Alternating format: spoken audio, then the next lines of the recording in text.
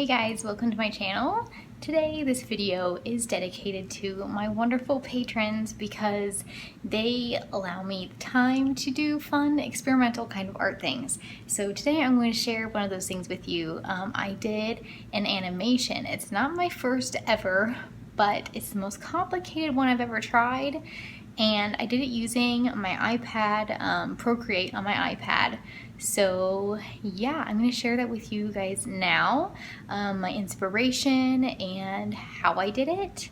And if you decide to try this and you watch this video, please tag me on Instagram at Sammy Clark Art, and I would love to see what you come up with.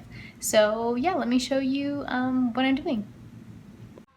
So when I was starting to do this, I decided that I wanted to do a dancing animation, and two particular scenes came to mind to reference. Of course, you guys know I don't own the rights to either of these. This is just... My husband's making faces at me.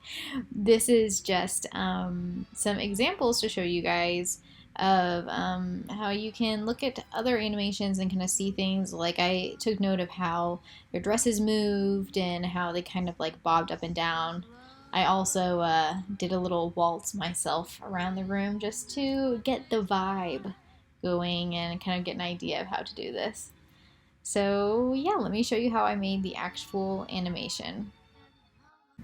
Okay guys, so here is the first frame, so the starting point of the whole animation. I first did a sketch and then I did this more like finalized drawing over it, and then I just went piece by piece, starting with, so when I had this, when I was ready to do the next one, what I did was I took down the opacity on it so that it was more faint. And then I went to the next layer and I drew over it. And so you can see that the very first one can still be seen through, but I just adjusted this slightly to, to just create a little bit of movement. And then next I went and I hid the very first one. And then for the second frame I took down the opacity on that and then just repeated the process until I got a full rotation. So what was kind of challenging was that by the time I got to the very end, well actually by the time I got to about here, I realized that the bunnies are much smaller than they are when they start. So I'll show both layers at the same time so you can see that the starting ones are much bigger, and it actually works to my advantage because it makes it look like they are dancing and actually waltzing and going into the distance and then coming closer kind of, but it was a challenge because once I got to this halfway point I had to figure out how to get them to come back and finish in the same pose, because I wanted this to be a completely looping animation so that it was pretty much as seamless as it could be. So go ahead and hide that. I got to this as my very last frame, and we'll show the first frame again over it so you can see it's really close to the first frame. And yeah, so I'm gonna turn on all of the layers so you can see there, I think, are something like 25 layers maybe, and I did end up having to like go in. You'll see like that they're out of order because I ended up having to go in and add little in between spaces, like, you know, it goes 18, 19, 16. I ended up having to add some in just to make the movement a little bit more smooth. But it looks really interesting when it's like this and you just see the all of them together. It's interesting to see like this kind of hollow space where that must be like the area where it doesn't move that much. But Yeah, really fun. I had a lot of fun doing this. So once you have all of your layers drawn, you have them all so that like they're all being shown, and then you go up to the little wrench, go to share, and then you can export it as a GIF or a GIF, however you say that. And you can see a little miniature version of the animation here. And you can check that along the way. I definitely checked it along the way, but you can also like speed it up and make it go faster. One of these layers is not at full opacity, which is why it's flashing, but you get the idea. So yeah, you can export it as a GIF or an MP3, or I mean MP4. I did an MP4. The GIF thing wasn't really like working for me, so I did an MP4, and I added it on my computer with a song, and I will show that to you now. Now I am in iMovie. You can also make movies in Photoshop. I don't know if you know that, but that is something. But anyway, iMovie is just what I use.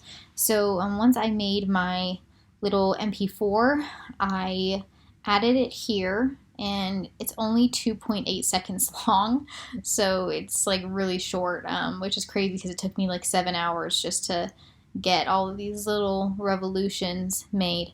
But what I did was I just copied this clip since it's a continuous loop. I copied it as many times as I wanted. I wanted to be able to add this to Instagram. And the limit is 1 minute for posting on Instagram, so I wanted to make sure it was under that, and I got it to be 52 seconds. And I made a separate PNG file with my signature, just to, have that for like copyright reasons. And I just layered that over the whole thing so it's stationary. Yeah, and then for the music, I found Waltz of the Flowers by Tchaikovsky on YouTube Audio Library. It was completely royalty free. So yeah, but it also just worked with what I was wanting this to be. And I was able to find a place in the song. Thankfully, it just like worked out with the timing where it basically fades out in the middle of the song, and then it works with the loop for coming back to the very beginning. Yeah, so after I did this, in order to make it ready for Instagram, I wanted it to be able to be a square because Instagram wasn't letting me crop this to just be like this rectangle. So let me show you guys how I did that. Okay, so to make this a square, I use this app called Film with 2 M's, and you go to your photo library and you select the video that you want to use, and there's this option to crop it in different ways. So I was able to do this 1:1 ratio one and make it a square, and then basically you just export it. You can also add filters and things like that on here, but all I wanted to do is just crop it.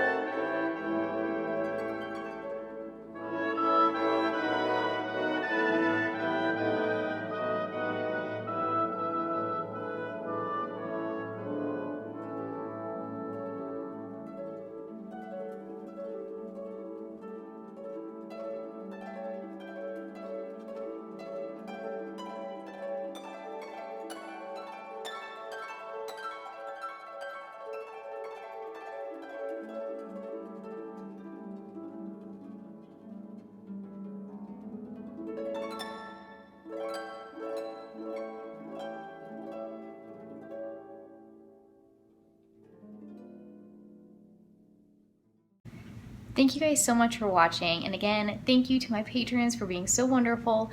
If you would like to support my art, the book I'm working on, my illustration journey, you can go down to the link below to Patreon and check it out. You can support for as little as $1 a month, and it really helps me. But Anyway, thank you guys. You've helped me do so many amazing things.